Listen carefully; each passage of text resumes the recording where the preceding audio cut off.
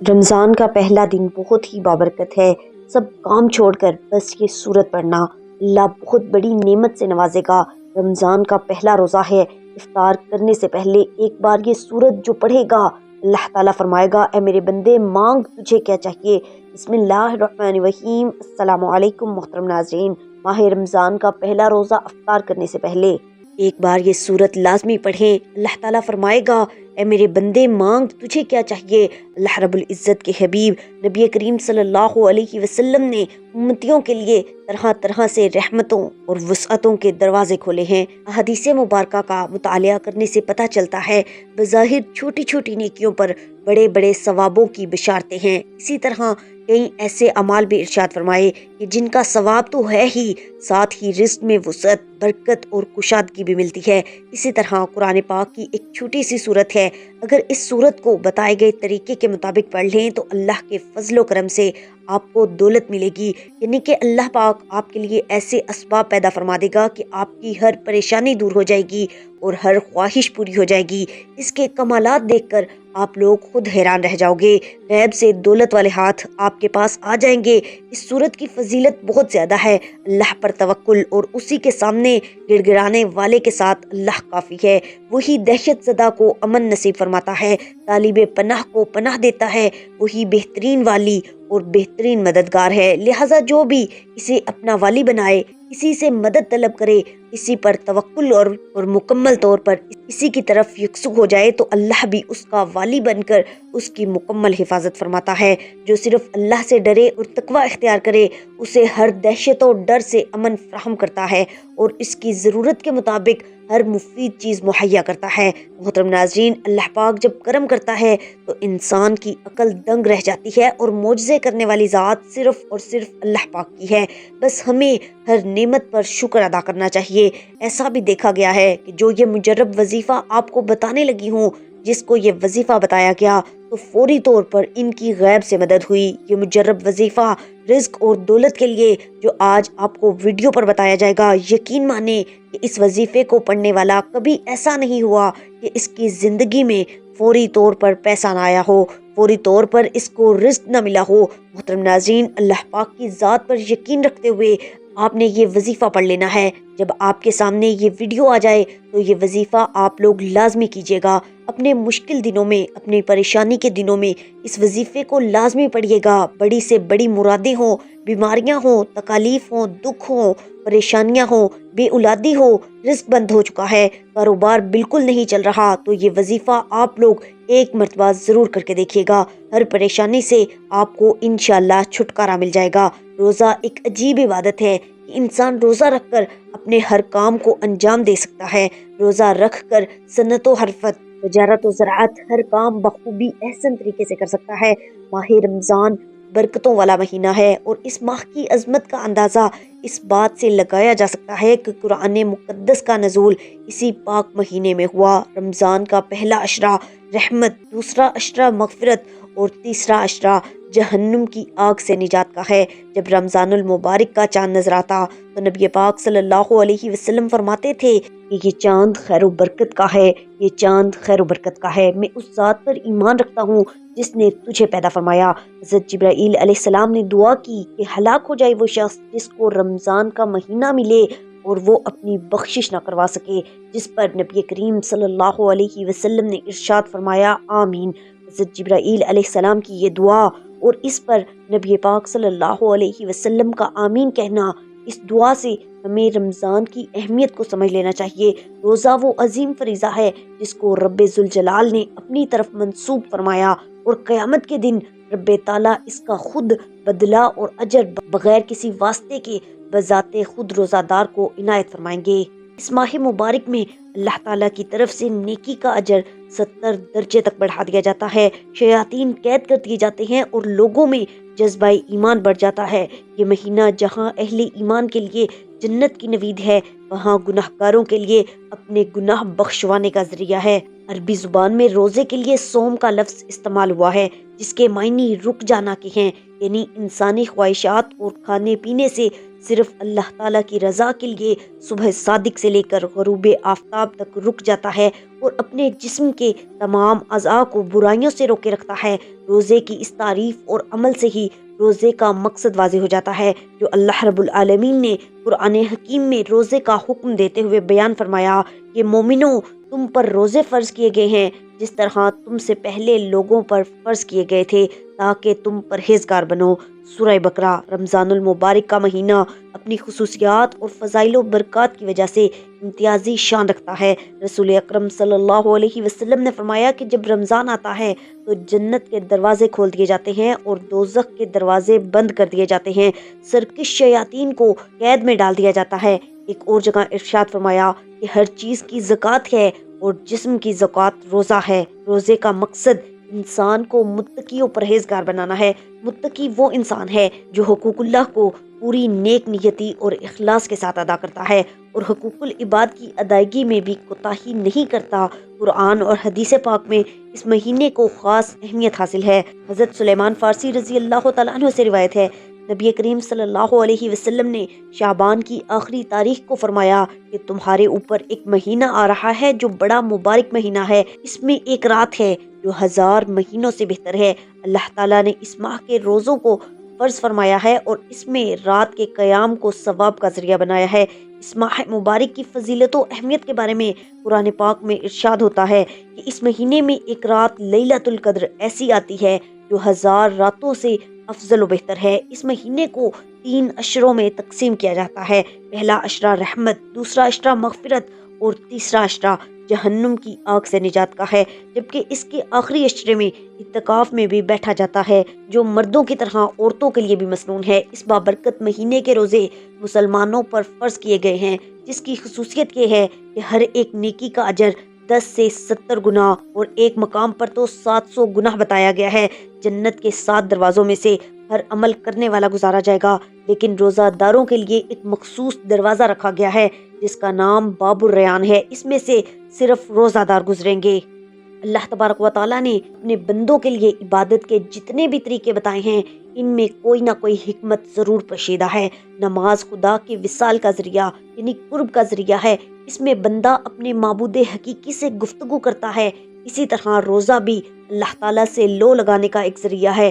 حدیث مبارکہ میں ہے کہ رمضان شہر اللہ، رمضان اللہ کا مہینہ ہے، جس سے پتہ چلتا ہے کہ اس مبارک مہینے سے رب ذوالجلال کا خصوصی تعلق ہے، جس کی وجہ سے یہ مبارک مہینہ دوسرے مہینوں سے ممتاز اور جدا ہے۔ حضرت جابر بن عبداللہ رضی اللہ تعالیٰ عنہ سے روایت ہے کہ نبی کریم صلی اللہ علیہ وسلم کا فرمان عالی شان ہے کہ میری امت کو ماہ رمضان میں 5 ایسی چیزیں عطا کی گئی ہیں جو مجھ سے پہلے کسی نبی کو عطا نہ کی گئیں۔ پہلی یہ کہ جب رمضان المبارک کی پہلی رات ہوتی ہے تو اللہ تبارک و تعالیٰ ان کی طرف رحمت کی نظر فرماتا ہے، اور جس کی طرف رب ذوالجلال کی رحمت کی نظر ہو جائے وہ اسے کبھی بھی عذاب نہ دے گا۔ دوسری یہ کہ شام کے وقت ان کے منہ کی بو جو بھوک کی وجہ سے ہوتی ہے اللہ تعالیٰ کے نزدیک مشک کی خوشبو سے بھی بہتر ہے۔ تیسرے یہ کہ فرشتے ہر رات اور دن ان کے لیے مغفرت کی دعائیں کرتے رہتے ہیں۔ چوتھے یہ کہ اللہ تعالیٰ جنت کو حکم دیتے ہوئے ارشاد فرماتا ہے، میرے نیک بندوں کے لیے مزین ہو جا، ان قریب وہ دنیا کی مشقت سے میرے گھر اور کرم میں راحت پائیں گے۔ پانچواں یہ کہ جب ماہ رمضان کی آخری رات آتی ہے تو اللہ تعالیٰ سب کی مغفرت فرما دیتا ہے۔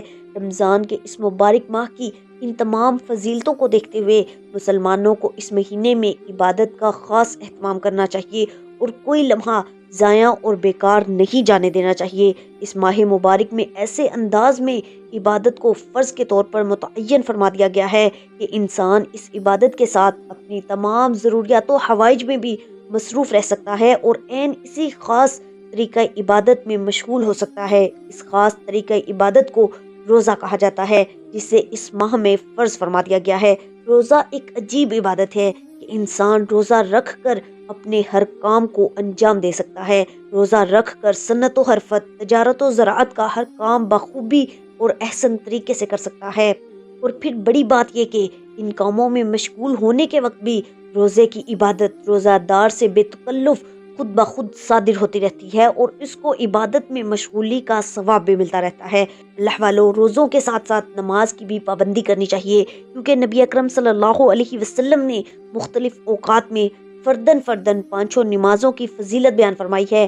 فجر اور عشاء کی فضیلت کا تذکرہ کرتے ہوئے نبی پاک صلی اللہ علیہ وسلم نے بیان فرمایا، صحیح بخاری میں، جس شخص نے ٹھنڈے وقت کی 2 نمازیں ادا کی وہ جنت میں داخل ہوگا۔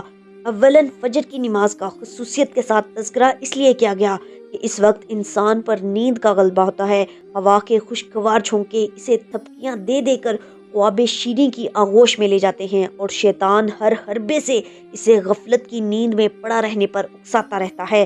ایک بندہ خدا میٹھی نیند اور آرام کو ترک کر کے بستر سے نماز کے لیے اٹھ کھڑا ہوتا ہے تو شیطان کی ساری محنت اکارت جاتی ہے۔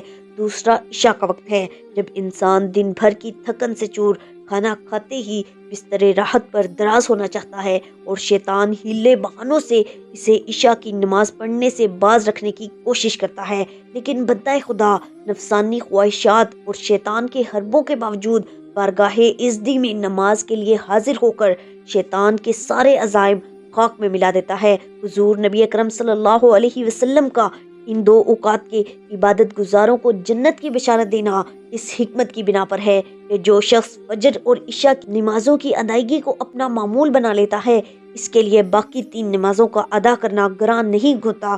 نبی پاک صلی اللہ علیہ وسلم نے عصر کی نماز کی فضیلت بیان کرتے ہوئے فرمایا، جس نے نماز عصر چھوڑی اس کے عمل باطل ہو گئے۔ قرآن حکیم میں اس نماز کی محافظت کی خصوصی تلقین کی گئی ہے۔ سب نمازوں کی محافظت کیا کرو اور بالخصوص درمیانی نماز کی۔ حضور نبی کریم صلی اللہ علیہ وسلم نے درج ذیل حدیث مبارکہ میں فجر اور عصر کی نمازوں کو پابندی کے ساتھ ادا کرنے والوں کو نار دوزخ سے رہائی کی بشارت عطا فرمائی ہے۔ جس نے سورج کے طلوع ہونے سے قبل اور اس کے غروب ہونے سے قبل یعنی فجر اور عصر کی نماز ادا کی وہ ہرگز آگ میں داخل نہیں ہوگا۔ اسی طرح پنجگانہ نماز کی فضیلت کے متعلق نبی پاک صلی اللہ علیہ وسلم نے فرمایا، تم گناہ کرتے رہو اور جب صبح کی نماز پڑھتے ہو تو وہ انہیں دھو دیتی ہے، پھر گناہ کرتے رہو اور جب نماز ظہر پڑھتے ہو تو وہ انہیں دھو دیتی ہے، پھر گناہ کرتے ہو اور جب نماز عصر پڑھتے ہو تو وہ انہیں دھو دیتی ہے، پھر گناہ کرتے ہو اور جب نماز مغرب پڑھتے ہو تو وہ انہیں دھو دیتی ہے، پھر گناہ کرتے ہو جب نماز عشاء پڑھتے ہو تو وہ نماز ان گناہوں کو دھو ڈالتی ہے، پھر تم سو جاتے ہو اور بیدار ہونے تک تمہارا کوئی گناہ نہیں لکھا جاتا۔ اللہ والوں کہتے ہیں کہ جب رمضان کے دن قریب آتے ہیں تو رحمت الہی کے اشتیاق میں رسول پاک صلی اللہ علیہ وسلم کی تڑپ بڑھ جاتی ہے۔ رمضان سے 2 مہینے قبل رجب سے آپ صلی اللہ علیہ وسلم کے ہاں رمضان کا تذکرہ شروع ہو جاتا ہے، جیسے کہ ایک روایت کے مطابق حضور اقدس صلی اللہ علیہ وسلم رجب کے مہینے میں یوں دعا مانگا کرتے تھے کہ اے اللہ، ہمیں رجب اور شعبان میں برکت نازل فرما اور ہمیں رمضان نصیب فرما۔